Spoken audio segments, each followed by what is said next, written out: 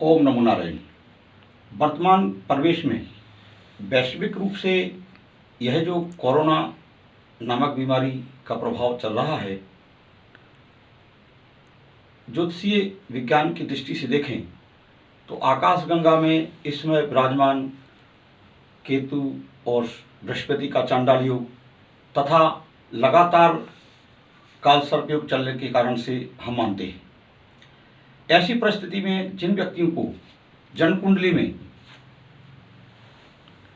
काल सर्प योग है, केतु और बृहस्पति का चांडाल योग है अथवा शनि और चंद्र का विष योग है, उनको अधिकतम सावधान रहना चाहिए, क्योंकि ऐसे लोगों को वायरस से संबंधित, विषाणुओं से संबंधित संक्रमण जल्दी पकड़ता है। यद्यपि तो सभी को सावधानी की आवश्यकता है, परंतु खासतौर पर विष योग, चांडाल योग और काल सर्प योग वाले व्यक्तियों को सावधान होना चाहिए। मैं आपको संकेत करूंगा, किसी भी व्यक्ति को यदि पंचम भाव में शनि और चंद्र का विष योग बना हुआ है तो ऐसा देखा जाता है कि उनको संतान संबंधी मामलों में बहुत कठिनाई उत्पन्न होती हैं, विद्या बुद्धि प्राप्ति करने में भी उत्पन्न होती हैं।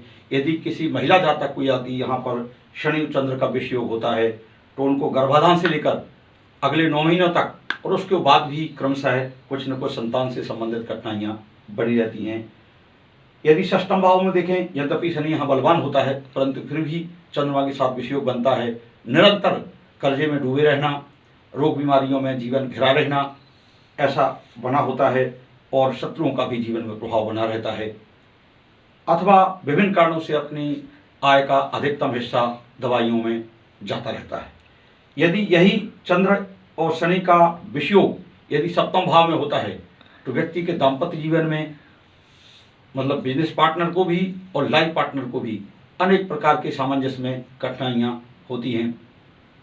जातक को स्वयं भी नाभि से नीचे कमर के हिस्से में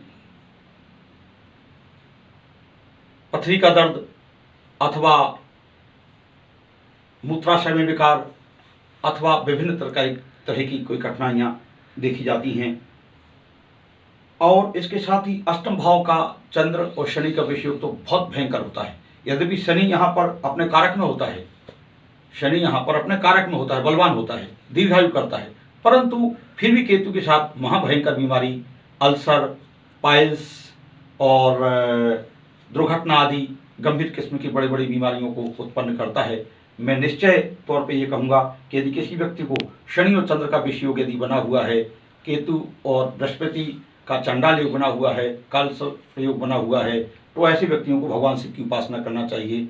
देवी सच्चंडी, संजीवनी में संजीवनी विद्या, 10 महाविद्याओं की उपासना करना चाहिए। वैसे यहाँ ये भी देखा गया है कि यदि यहाँ पर राहु है अष्टम भाव में, चाहे वो मेष राशि का हो, कर्क राशि का हो, सिंह राशि का हो अथवा वृश्चिक राशि का हो, तो भी यहाँ पर विष योग बनता है।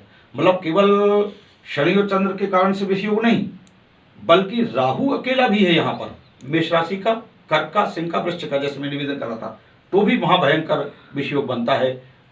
दीर्घायु में काफ़ी कठिनाई आती हैं, अनेक जीवन को, आयु को संकट उत्पन्न होते हैं। तो ऐसी परिस्थितियों में मैं निवेदन कर रहा था कि व्यक्तियों को सावधान होना चाहिए।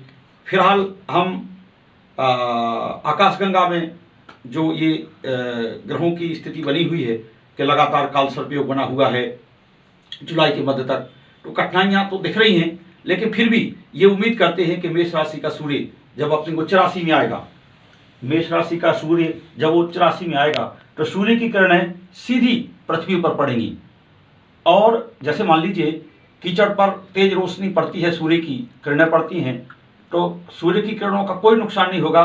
कीचड़ में जो कीटाणु हैं वो जल्दी तौर पे जल जाएंगे, सूख जाएंगे और उस जमीन की नमी खत्म हो जाएगी।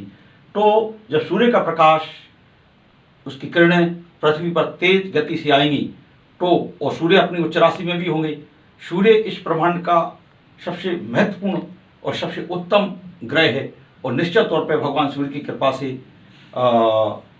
ये सब कुछ ठीक हो जाएगा। क्योंकि अभी तो मलमास चल रहा है, मलमास में ना कोई विवाह है, शादी, मुंडन, यज्ञोपवीत, गृह प्रवेश, भूमि पूजन आदि, क्योंकि मलमास अशुभ माना गया है।